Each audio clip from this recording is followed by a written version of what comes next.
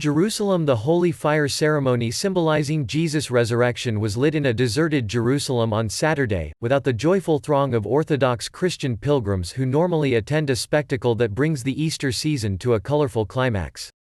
Bells tolled above a near-empty Church of the Holy Sepulchre as the Greek Orthodox Patriarch, Theophilos III, emerged carrying the flame from the crypt where Christians believed Jesus was buried. This year, amid coronavirus precautions in a locked-down Jerusalem, he was accompanied only by a handful of mostly Orthodox clergy, some wearing face masks. Outside in the medieval courtyard of the Holy Sepulchre, by tradition the site of Jesus' crucifixion, burial and resurrection, the plaza was empty of all but a few Israeli police and clerics maintaining social distancing.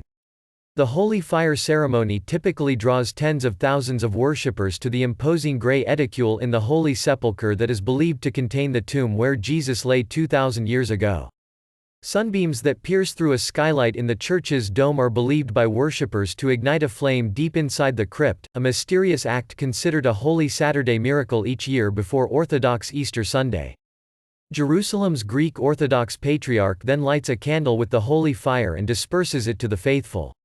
In normal years this would be to the thousands of tiny candles held by cheering worshippers packed into the passageways of the building. But this year only a handful of Greek, Armenian, Russian and Coptic clergy, many garbed in black and wearing face masks, were present inside the church to receive the flame from the Patriarch. Ripples of applause broke out from a small group awaiting the flame outside the church, including envoys from Orthodox Christian countries. As the fire passed through the Christian quarter of the Old City, worshippers who had been unable to attend the church ceremony thronged into the back streets to receive it, ignoring coronavirus restrictions as they chanted, banged drums, waved crucifixes and climbed on each other's shoulders. Taking a more stately approach, diplomats from states such as Russia and Armenia were permitted to transport the flame with a police escort from Jerusalem to Tel Aviv's Ben Gurion Airport, where it will be flown out on designated jets. Delegations on board were not permitted to disembark due to virus restrictions, Israeli media reported.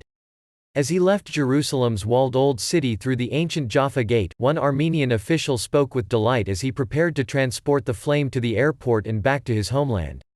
"We congratulate all the world, all the Christians by the holy light, which is a prediction of the resurrection of the Christ," he said, carrying a bundle of lit candles and a white lantern.